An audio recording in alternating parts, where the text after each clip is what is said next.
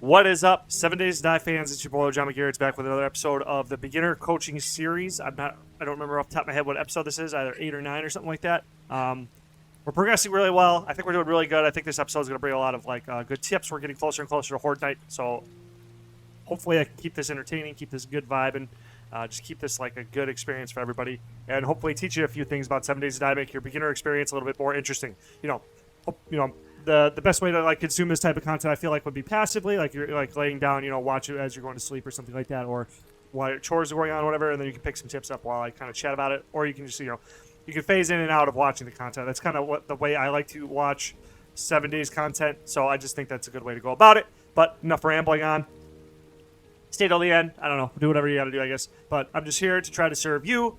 Let me know down below what can I do better, what can I do worse, or what am I doing that's bad. So I can make better content. That's ultimately what I'm trying to do. I love this game, love the community, and I just want to try to help it as much as possible. Ramble, yada, yada, yada. Let's spawn into the game. I should have been doing that while I was building the environment, so I'm sorry about that. Beginner coaching series about to launch. We're back in the game. Looks like I was just finishing a quest here. Day 5, 11:16. I'm infected, but that's okay. We got honey. And the power of friendship. If you've watched any anime, that is really all you need is the power of friendship to move on. Great. Here you go. So we have... That's kind of bunk. I don't know. I think I should take the crafting skill magazine, though the cocktails would guarantee that I have enough resources for the Horde Night, but... What is this? That's new. That's really cool. Let's just take the bundle just because I'm not sure what we should be doing. We got infested clear along... whatever. Well, I would do infested clears because for the last episode, now I'm remembering a little bit that we would get 2 loot drops from them. Oh, my bike's stuck. That's kind of funny. Boop. Can't drop it inside the trader. Good to know. Can't drop the bike inside the trader. You ride it in there, you can't drop it. Probably because it's considered like a buildable. So yeah, what we're going to do is we're going to roll up on our home here. And then we're going to dump. What do I need? I feel like I need some water. I don't need it. Just making sure I'm not missing anything like super important here. My bone knife is very, very important. Again, to reiterate, in case you're brand new here, these are my overflow chests, or my looting, my dump storage. I do a 2-stage storage process where we... Oh no! I almost forgot the infection. Let me get that taken care of, and then I'll explain the 2-stage storage. Well, since I'm here, I can just kind of show you. So we have a 2-stage storage system. We have unlabeled loot here, and essentially what this is to just drop everything in there, and then essentially we want to keep as much on the action bar down here as possible. I'm keeping the feathers because I want to keep my arrows up, which means I probably want my wood too. I could collect that on the way, but that's not a big deal. Anyway, yes. So the idea here is you go during the daytime because we want to maximize uptime. Uptime being like questing stuff we can't do during the nighttime. So now we take that during the nighttime, and now we have sorted containers. This is our second stage of storage. And, you have raw mats, food, drugs, drugs. Honey should be in here. I should be able to cure my infection. Boom, good to go. And we get a little bit of food back. So now, I am also just trying to climb the skill tree.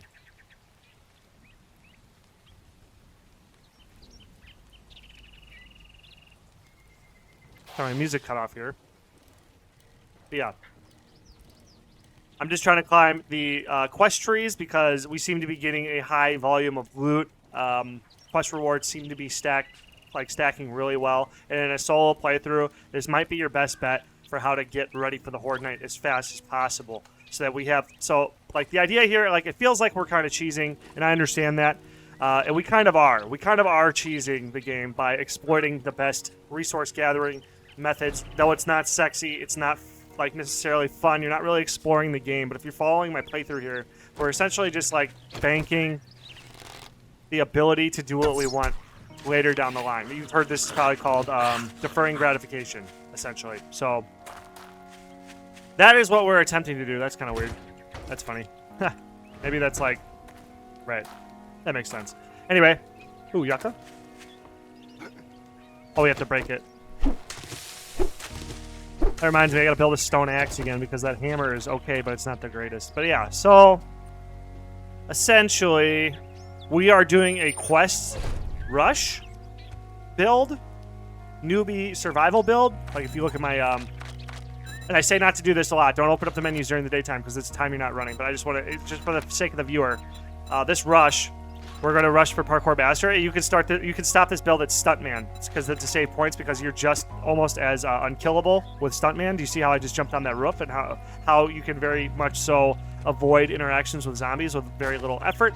This build, this rush, it's 1, 2, 3. 4, 5 points. So with 5 points, you can pretty much render yourself unkillable, which is why I would say this is like the best newbie start build. Okay, so the build order for your rush, if you want to try that out, is that rushing agility. And you don't have to fully commit if you don't want to. I'm going to fully commit to the 8 because I want to jump even higher, because I think it'll allow me to skip to higher POIs, through higher POIs. Can I shoot between these boards? Yes, I can. They're very nice. Yeah. It allows you more mobility to just become a superhero, superhuman. And just like really breeze through these POIs with a little bit, like a lot less resistance. A lot more access to escape. A lot more mobility, a lot more freedom, a lot less deathing. Is that a word? It is a word now. But yeah, so here we are. The reason why we're doing the questing is because, like I said, okay, deferred gratification. The more we grind early, the more we're allowed to explore later. You know, in my first episode, I just watched that back today. I realized that it allowed me to... Getting that first base allowed me to... it allows you to breathe, allows you not to die, allows you to explore the options and really just kind of, like, pick a route. Oh! Sorry to cut that off, but, like, I want to show this. So here's an animation. See that? It's like 2 frames. We'll say it's like 2 ticks. And you can't do any other action while that animation's happening. But you see how it takes that much away? We could get that same carve if we just stab the air and move it into the last frame. And it works with the power attack too. This is just really important. Every time it comes up, I want to try to show it. But so here's the power attack. It's about 3 ticks. So that if we took a power attack and moved it in, we get the same amount of carve. That's a really nice little trick to get you a little bit of... Oh, geez, really? Get you a little bit of extra time, a little bit of extra time, a little bit of set time save, you kill an idle time. Oh.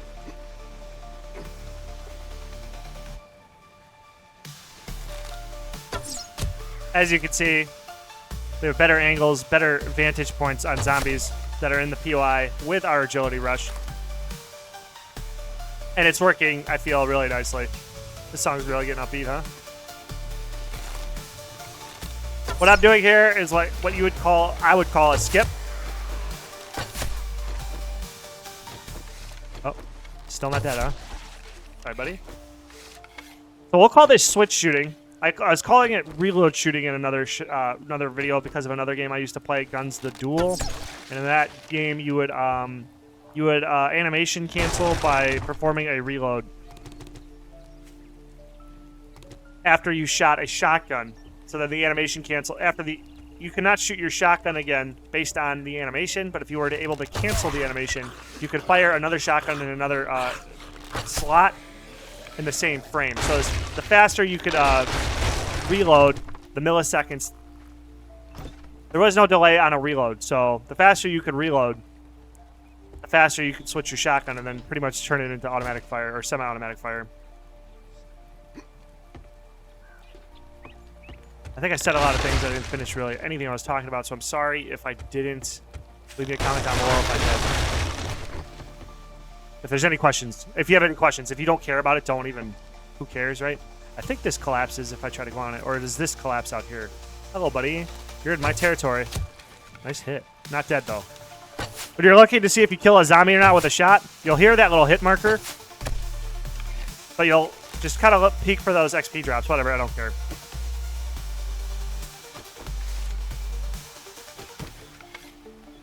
I really hope this music isn't too loud right now. Sorry. Oh my gosh, a spider. That was a good jump scare. He literally jumped. Pretty based. Pretty cool. Let's just try to wake everybody up and get this fight rolling. I don't think there's any way to avoid this fight. Let's just drop it down. We have a multi-dimensional. We have an X, Y, Z. X, Y, and a Z up and down fighting here. Hello, buddy. The trick to killing zombies is getting them to jump at you. And then as they're jumping, they're stuck in that linear motion. See this? They're stuck in that linear path.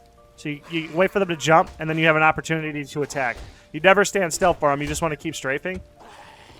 Because they want to jump. They'll only swing if they're within one frame, like one square of you. But if you're within their jump distance, they'll attempt to jump on you to then get in that distance, and then that gives you a lot of openings to attack them. So they're a lot more scary than actually useful as like fighters. Like they have the opportunity to catch you at like a higher elevation, but they have no real. They're not a real threat once you understand their mechanic. And I wish there was more zombies with more mechanics like the spider zombie, or along the lines of that, smarter zombies. Because then that would increase, you know, that would obviously, like, if there was a scale from a normal zombie to a spider zombie to then, like, a stalker zombie that could, like climb walls, like, scale up the sides of them, that'd be really cool. I think older versions that were actually like that. Maybe that's what I'm, like, missing. And I'd really want these crack-a-buck and something like that. Maybe I can build an axe out of it. I need stones and plant fibers. But I don't really like skipping all of these loots, but it is what it is. For the sake of progress, I think there's a hidden loot here if you fall down. Yeah. I think I saw a gun bag, too, in that rafter I probably should have gone for. Let's go for it again. I might roll a... if I can remember where it was. There was a gun bag. I was looking up at the lady. Right there. Maybe I can hit it from this angle? I don't think so.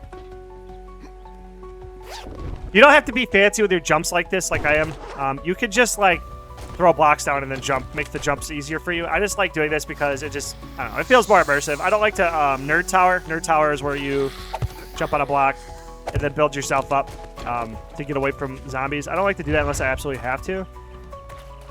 It's just the way I like to play, though, and I do recommend doing that if you're a newer player to, like, learn how to nerd block, nerd tower, and then utilize that strategy. And I forgot how I came into this POI. Because I was flying around. I think I could just get out by, like...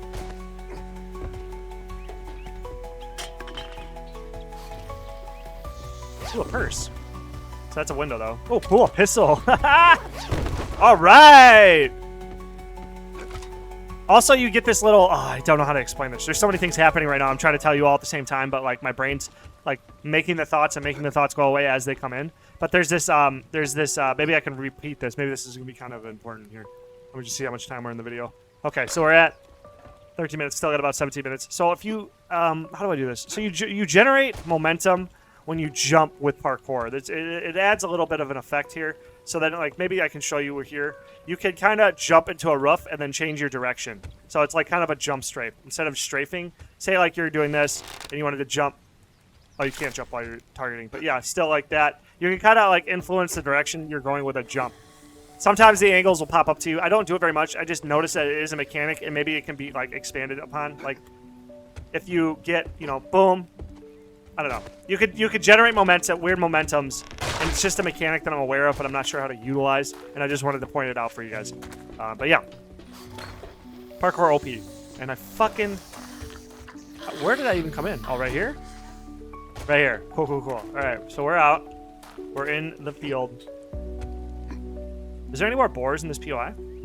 I know like some of these are actually like corn we can harvest, but I don't have any farms going at the same time. So we're just going to ignore that because, again, pick a strategy and grind it out. Get ahead. You know what I mean? Like, I essentially kind of made a goal for myself to get to the first horde night, survive the first horde night. And once I can survive the first horde night, you are pretty sure you can survive the second horde night, if that makes sense, okay? So the reason why you can survive the second horde night, in case that doesn't make sense, is that they scale up based on your level. Based on your level, and then based on your game stage. So the thing that's influencing game... What is game stage? Game stage is like the stage of the game you're in. And it influences a lot of things. So I'm flying up this hill. I should probably just run. game stage influences a lot of things. Like, essentially how the game unfolds to you is based on the game stage. So when you enter a POI, it's not always... There's always going to be a set number of zombies, yes, but the game stage is going to tell you what types of zombies are going to be there. Okay, for instance, that's one of the things. Game stage is also influencing things like your loot chance. So if I go into character here, and then I go... I think the menu's still here. Loot stage right here is 10. And that is, I think, is influenced by your game stage as well, your loot stage. Or maybe it's your level or something like that. But game stage, how is that influenced now? Game stage is influenced by time spent without dying. Times, and some number. I don't know if it's like a direct multiplication, but it's influenced by time spent alive and zombie kills or something like that. I believe those are two. Don't quote me, but it's something to do with like the longer you stay alive, the harder the game becomes exponentially. So if you, it's a way to balance the difficulty for newer players, because if you're dying a lot, then it slows the rate of difficulty. But if you are not dying a lot, it increases the rate of difficulty. Hey, jackass, can I lighten that backpack up for you? I think we go into 7.62. 9mm. I know we just got the pistol, but this is going to lay down a lot more zombies and a lot quicker, because the DPS of the pipe machine gun is rounds per minute is 335. Rounds per minute, about half, or a little bit over half. So then the total damage, 47 times 335, is going to be a lot more damage per second than 32 times, or damage per minute is going to be a lot higher than 180 times 32. We can see that very clearly, and just that's my rationale for picking this. So now the quests are all a little bit further away, so that because of that, I'm going to take the infested clear. I'm going to make you an word of advice. And we'll probably have time to finish this quest,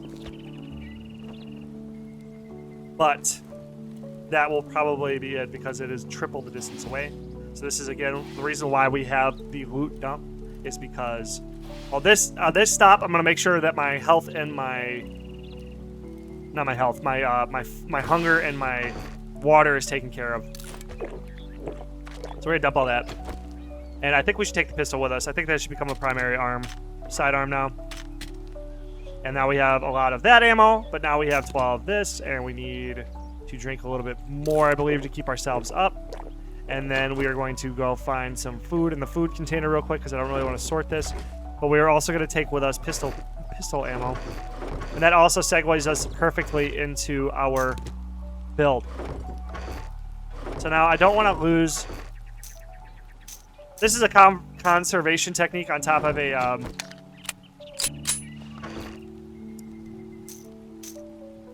in case we die, and it will conserve ammo because we'll have less ammo to use in case it's a mental trick you do on yourself. If you have less ammo available, you're less likely to use it, but if you have more ammo, you're more likely to use it, so then you'll burn a lot more ammo early, but later the game progresses, it becomes less of an issue, so then you can burn more ammo and have more fun spraying, you know what I mean? But like right now, just because, yeah. So again, now I remember what I was talking about before.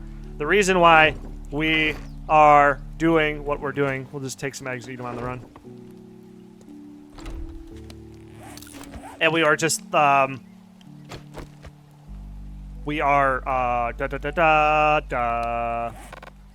eat that on the vehicle, that's kind of lame. But the reason why we're doing what we're doing and rushing quests is so that we can make sure, like I said, to survive the first horde. And then, once we survive the first horde, we probably sure we can survive the second horde, because the short answer I should have just said from the beginning and then extrapolated on. I'm still working on that type of commentary, I'm sorry. Just hopefully, please just bear with me. I'm working on it. But the short answer is Horde 1 to Horde 2 isn't going to be noticeably different. Unless you no, it's not going to be noticeably different. Especially for a new player, I can confidently say you are not going to see very much of a difference between Horde 1 and Horde 2.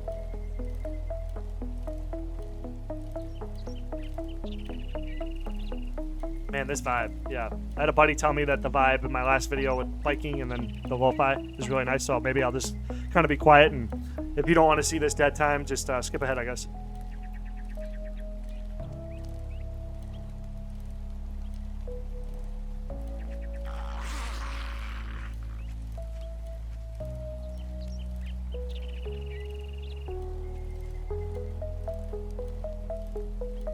It's so beautiful.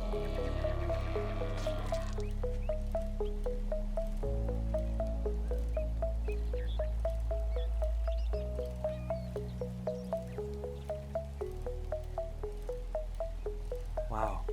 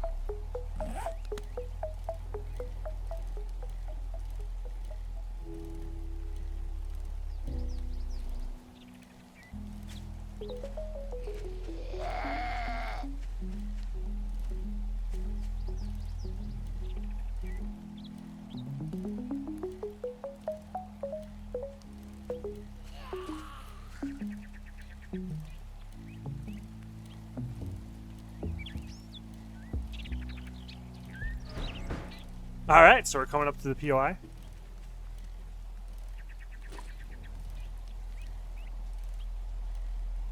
Let us bail. Man, this is a tier 2 infestation on a tier 1. That's kind of weird. Anyway.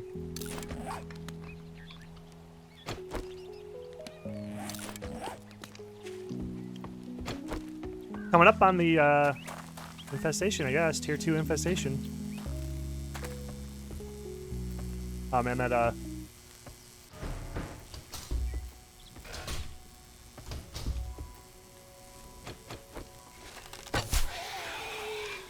You're looking at Ferals, that was a headshot and a sneak attack. He's still not dead, so it's gonna 750, so it might have been a Feral.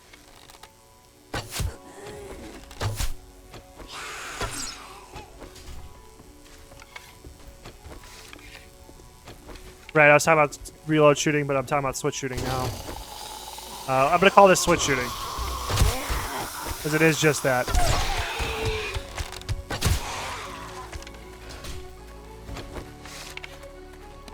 I lost my knife. Probably a good thing. Probably better not to just like commit to a close range combat, regardless. That's it. Okay. Oh, hello.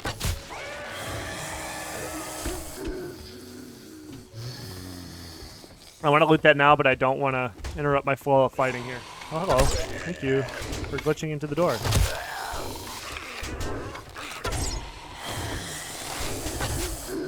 Jeez, Lewis.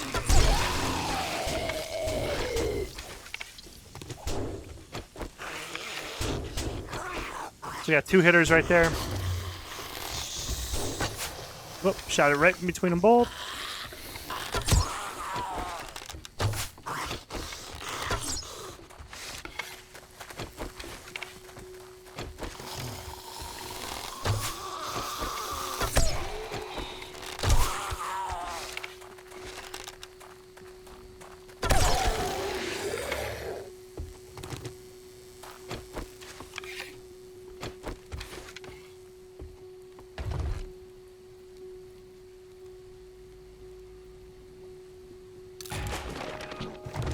That's pretty cool.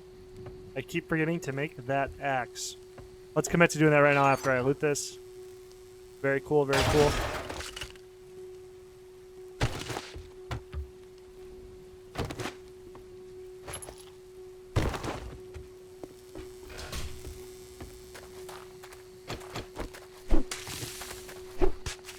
I don't think we'll be able to make it back in time to get the turn in for the quest reward, but we got some really nice loot.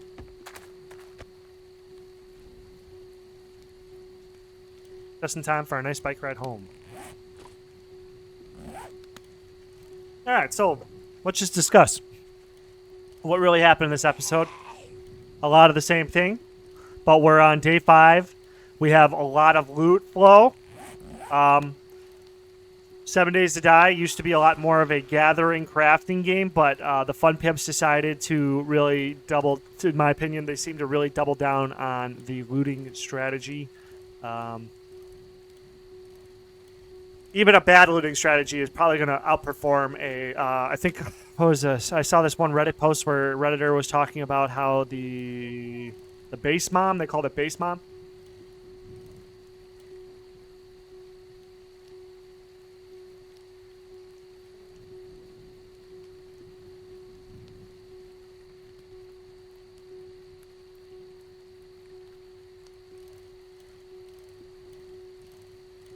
The base mom build is killed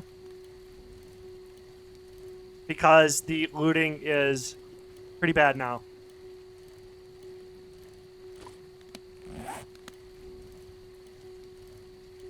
Which is kind of true.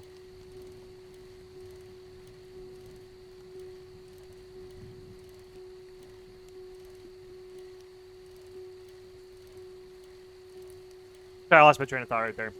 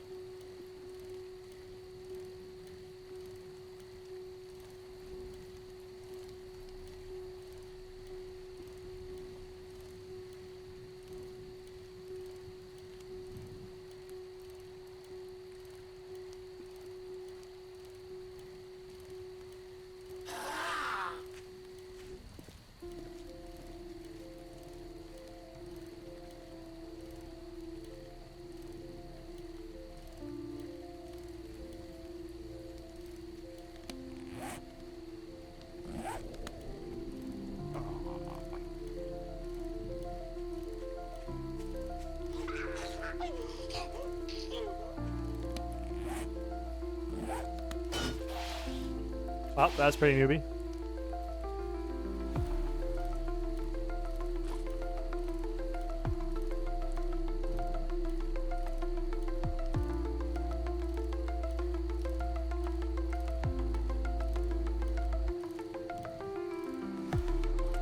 All right, let me retry that. So let's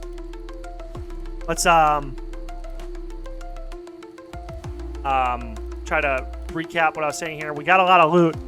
7 Days to Die. They seem to be buffing the looter strategy a lot more than the base mom. Saw a Reddit post they were talking about that, and it is kind of true. There is some support, some love for that, but like the way that this new skill system seems to be is that like if you're playing a solo run, you're not really.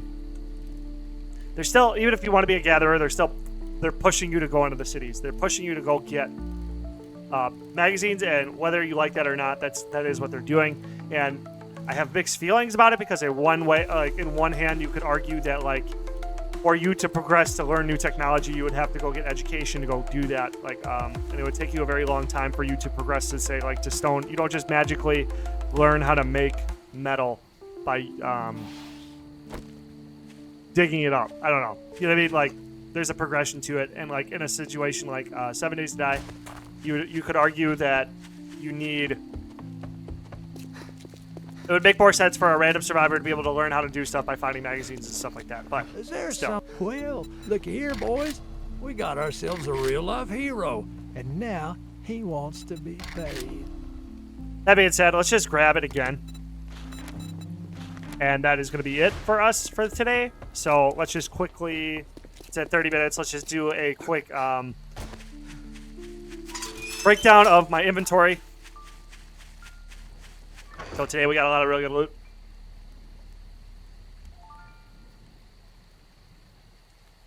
Sorry, I'm trying to watch my son. So I had a lot of loot. We got a lot of loot here. You see what I'm saying?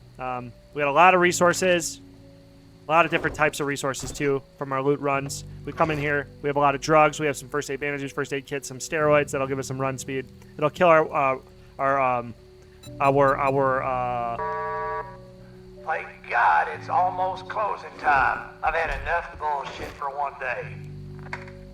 It'll kill our water, but it'll allow us to bail on a base if it fails. So there is that. Disease resist. This cures fatigue. That is a if a zombie hits you, fatigue is another thing that can happen. They can hit you with a myriad of effects, and these are kind of your defenses against those types of things. This is like an ingredient to make more recog. Is how you shoot and do more damage. Raw mats. We're doing really good here.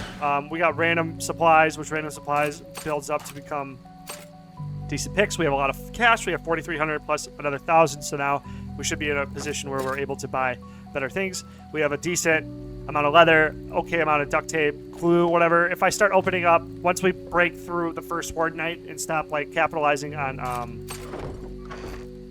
expensive loot being the pistol, being the pipe machine gun, being the pipe bomb, being the Molotov cocktails, etc.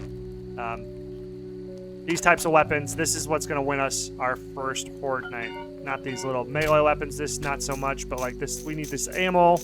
See how we got like about 183, and then we're looking at like a stack and a 10% stack of a 9mm with a pistol, plus the pipe bombs, plus the cocktails. We should easily be able to survive. Plus, if we ever get a pump shotgun or a double barrel shotgun, this will be nice to have as an option as well. We have a decent amount of food, as you can see here too. We have a lot of eggs. Eggs are doing just great. We have another 40 food sitting on that. Plus we have this, chicken rations. Plus we have the cooking grill, extra cooking grill. Plus we have a means here. So we got this 10 food. So that's 80 more food right there, even though it'll kill our water by 50, which is, I don't really want it to do that, but if we have to, we have it as an option. Then let's just look randomly at the loot here. We got another water. We got more raw meat. We got some murky water to refill that water store. We have another 12 shells. We got crossbow bolts. If we come into a crossbow, I got to put that back in my inventory just so I don't lose it again. Then we got a good healthy supply of books. We got a couple crafting skill magazines. We got more first aid bandages. We got raw materials. We got some random mods. Maybe we don't really care. Maybe we can put that in the pipe machine gun so we can have a couple on the action bar. We got some bow hunters. This will improve our bow skill, which is what we want to kind of go into because we're trying to go into an agility build. We have a lot of bow parts, and now we'll actually be able to make the wooden bow once it comes online for us. 2,200 more dukes right here. I was wrong a little bit before. 39 more 7.6. And then you know what I'm saying. So now we're getting into we're way ahead. I feel like we're way ahead. I mean, we could have done better. Maybe I could have done a little bit better just by not talking as much. But still, like in a position of a brand new player, you're in a really, really, really good position. Now we have all day tomorrow to kind of figure out. Maybe go on more loots. Just do another day of looting. And by looting, I mean prioritizing quest loot and getting those quest tiers up. Because I don't know what we'll get for tier 2. I think they do like questing. You know what I mean? When they gave me the bike. And then you get the new tiers and the new trade route quests or whatever. And then we unlock tier 3 quests. And then the tier 3 loot room is going to be a lot better. Stuff like that. We don't know how that's really going to go. But, you know, that seems to be very advantageous for us. So that after the first horde night, we'll be able to open up like more thorough looting where we can start focusing on mats. We can start fleshing out our build. You know, we got some more points available. And there's just a lot going for us. So, I mean, thank you everybody who's been watching up to this point. If you're this far into the video, I really believe you should be subscribed because you obviously like the video and I want to post daily content and I want to help out. And if you got anything you want to suggest, comments down below. Let me know anything you guys want to talk to me about, whatever. I try to respond to everybody. Thank you everybody who's been watching this far. And I appreciate every single one of you. I hope you guys have a good time. You got any questions down below, I'll try to answer them too and stuff like that. But peace out. Have a good day.